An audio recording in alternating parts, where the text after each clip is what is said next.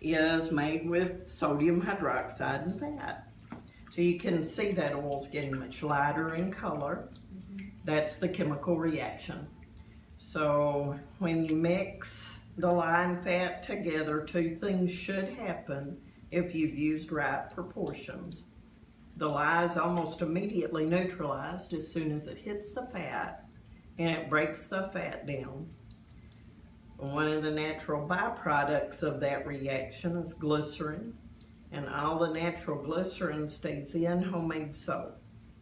Most commercial soaps, if you can find one now called soap, which is kind of hard to do, they're going to extract some or all of that glycerin because they can sell it separately as lotion, or the melt and pour soap, or it's got hundreds of industrial uses as well. So, but most of what you find now is not soap. If you'll notice, it's called a bath bar or a beauty bar, a deodorant bar. Those are mostly detergents. It's a whole different set of chemicals involved in making them. Is there an advantage to soap having glycerin in it? It's still got the moisturizer in the soap. When you don't, and that's right, when you extract the glycerin, that's why when you get out of the shower you're looking for body lotion. It's because it pulls the natural oil from your skin without the glycerin in it. So what I need to do is I need to get this to about the consistency of cake batter. So, and what I've used here is vegetable oil and olive oil. I use recycled vegetable oil for a couple of reasons. The obvious one is it keeps out of landfills and things like that. But the reason from the soap making standpoint is when you heat oil, whatever kind of oil, you're breaking it down, and that just makes soap making go faster. So I could use brand new oil in this, I'd just be stirring a lot longer. So, you know, if you're in just the right light, you can see a little line of soap standing above the rest of it. Can you see that? Yeah. Okay.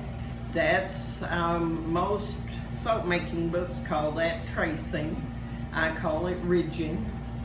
It's a ridge, and it's my soap, so but I call that ridging. That's the point at which I'm going to stop stirring, and I'm going to put my essential oil in here. That's what's going to give it the smell. And all of my soaps that are scented with only pure essential oils. Now I'm going to put about 5 tablespoons of essential oil in here. I don't have that much in this little jar.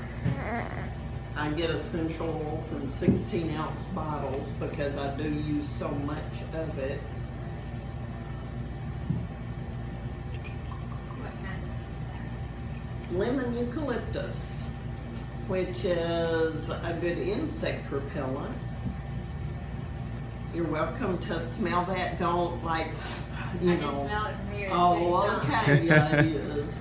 So you don't want to get, you know, a big, you know, snootful or anything, unless you just want to clean your sinuses out. So now this batch of soap is going to make 25 2 by 3 inch bars of soap. And you should really be able to smell it at this point. This is about the only time I can smell my soap is when I'm standing over it making it, because I'm in here with it all the time. You sort of go nose blind after a while in here. So when I get that all mixed up real good, I need it to be a pretty consistent color. I need to make sure that all that essential oil is mixed in.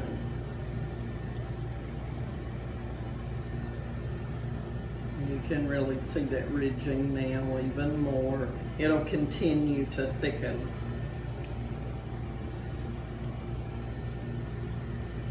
So let me get that out of there, and I'm going to get my box and pour it in here.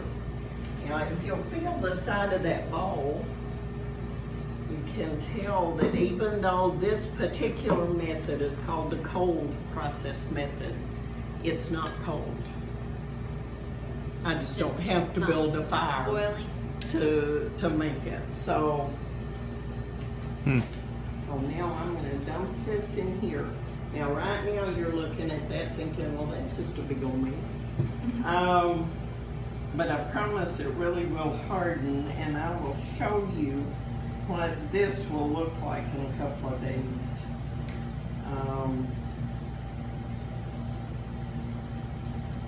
All of that. It's so bad here.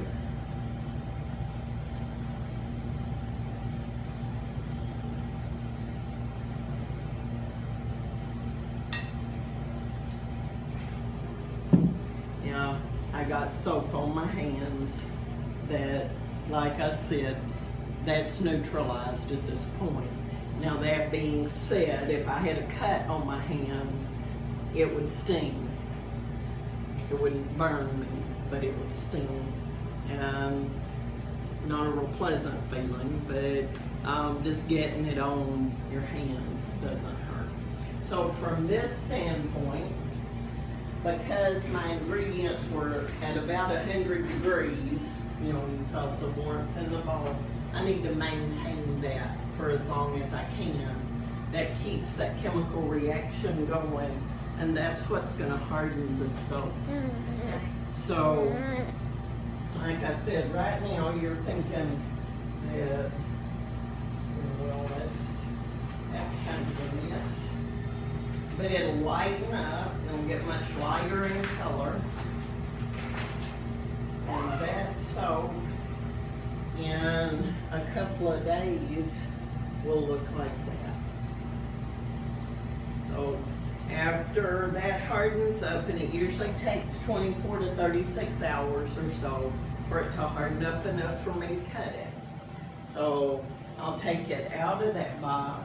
I'll just lift the whole block of soap out, mark where I'm going to cut it, get my little soap cutter, and cut it.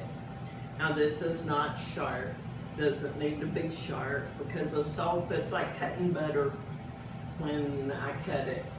So, and then it'll sit back here on this table for at least 2 weeks to harden up. So the longer I can give it to dry and harden, the longer it'll last. So if you go to the store and you buy a bar of ivory soap at the store, if you'll take it out of that wax paper packaging that they've got it in, put it in your pantry for a couple of weeks, it'll last about twice as long. Really? If it's called soap. Because there's a certain amount of water that you have to use to make it. So the more of that water you can get out of the soap, the longer it's going to last.